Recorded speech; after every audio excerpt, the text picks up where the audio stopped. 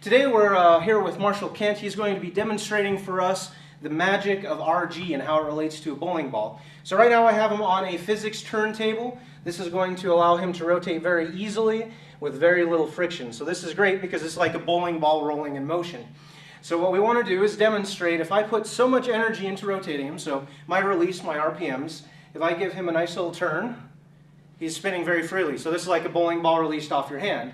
Now right now he's in what you'd consider a high RG orientation. He's got these weights, they're way out, so he's going relatively slow. Now what happens if we make him a low RG object? I didn't touch him, so now Marshall, go ahead and lower the weights. Notice how much faster he's spinning now. The reason he's spinning faster is because all of the mass is now centered towards what would be the x-axis, or this is the pin. So when the mass is towards the center, it's very easy for him to rotate rapidly. When the mass is out, notice how much slower he spins. So this is the magic of picking the right RG for a bowling ball, is determining, do we want a high RG type rotation or do we want a low RG type rotation?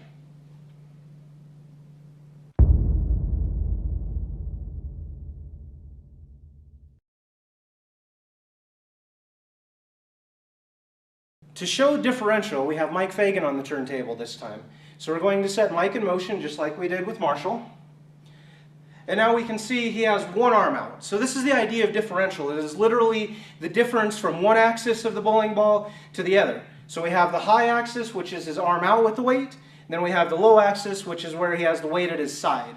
So for a bowling ball to get differential, we create an imbalance. So right now he's what I'd call a high orientation. Now let's see what happens when he goes to a medium orientation. It's a little bit slower.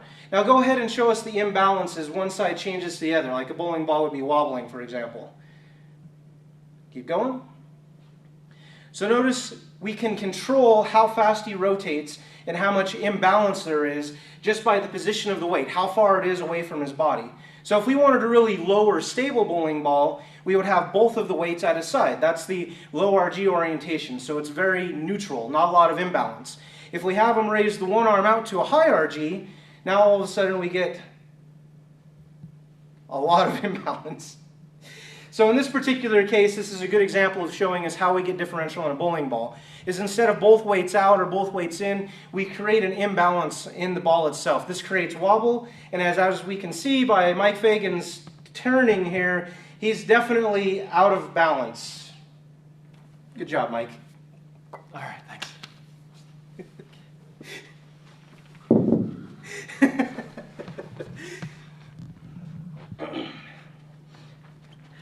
So if Mike Fagan were a bowling ball, right now we'd say that there's too much differential and we probably need to take it down a notch. Just glad I didn't eat lunch first.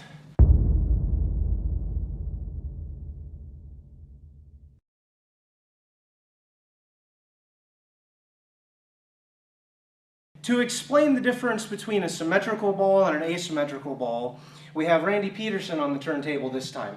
So what we're going to do is we have essentially a symmetrical object. There's really no difference left to right, top to bottom. So what we're going to do is we're going to get it spinning, and then we're going to ask Randy to rotate his arms and see what happens. So 15-pound ball, get it spinning fairly fast. Go ahead and move it, Randy. Again. Yeah, nothing really happened. So that's because everything's balanced. So as he's rotating it, there's really no force that's causing Randy to rotate at all. So that's a symmetrical ball. Now, what we want to experiment with is to show the power of asymmetry. So for this, we have an asymmetric object. All right? So this time, either way. So this time, we have an asymmetrical object because obviously we can see as it's rotating around one direction, we have a lot of mass out here, but if we rotated it this way, the mass is relatively centered. So this is an asymmetric object. So what we're going to do is we're going to get it spinning just like we did with the bowling ball. Go ahead and rotate your arms a little bit, Randy. More. So the idea here is the wheel is moving, or in this case the asymmetry of the bowling ball, it's actually causing enough force to rotate Randy on this turntable. So that's the key difference between a symmetrical and an asymmetric, is on a symmetrical bowling ball when it starts rotating, there's really no great force that's going to try and cause it to reorientate itself. Whereas the asymmetrical, shown by this bicycle wheel, has enough force to it to actually cause Randy to rotate on the turntable. This is fun. Let's get you really rotating here. Ready? Oh, great. 90 I was degrees. hoping you'd say that. 90 degrees? 90 degrees. Whee! 90 the other way. This is fun. I like this. This is great. Look at me, I'm flying. And stabilize yourself.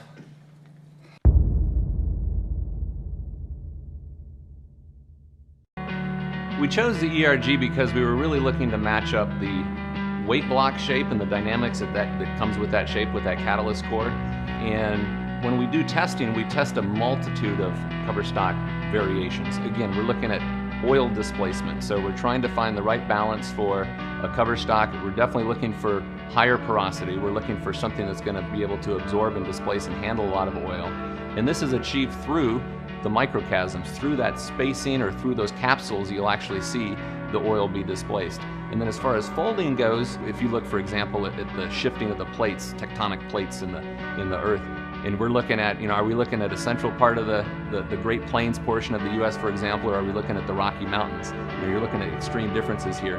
And when you're looking for a ball for heavy oil and maximum performance, think Rocky Mountains. And that's what you get here when you're looking at this. And again, we have to balance it all to make sure we don't have too steep of cliffs or we don't have too massive of valleys. Again, balancing is the important key part here in the equation.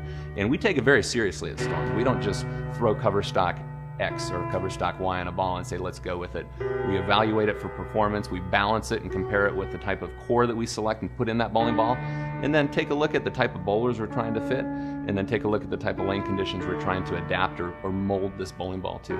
And that's why when you see the crux and you see the ERG cover stock and the catalyst core, you see it all put together on the lane, you're going to be amazed.